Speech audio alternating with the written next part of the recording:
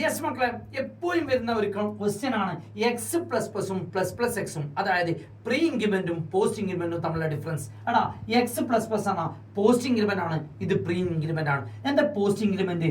Use then ചേഞ്ചും change then യൂസും. നമുക്കൊന്ന് പ്രോബ്ലം നോക്കണം, നിർബന്ധമാണ്. ഈ ടൈപ്പ് ക്വസ്റ്റ്യൻസ് വരും. ഫസ്റ്റ് വൺ, എക്സിന്റെ വാല്യൂ 5 ആണ്.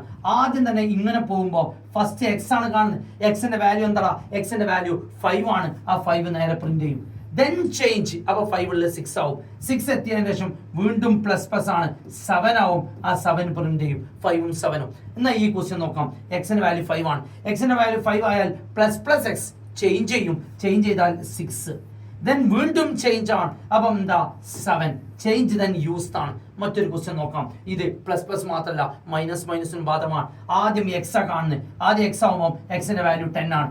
മൈനസ് മൈനസ് പറയുമ്പോൾ 9 ആയി. ദെൻ ആദ്യം എക്സ് 9 കാണും. പ്ലസ് പ്ലസ് 10 ആയി. വീണ്ടും പ്ലസ് പ്ലസ് 11 ആയി. ദെൻ ആദ്യം എക്സ് ആണ് 11. മക്കൾ ശ്രദ്ധിക്കേണ്ടത് യൂസ് ദെൻ ചേഞ്ചും ചേഞ്ച് ദെൻ യൂസും. നിങ്ങളൊന്ന് വർക്കൗട്ട് ചെയ്യുക. ജസ്റ്റ് ഒന്ന് കമന്റ് ചെയ്യും.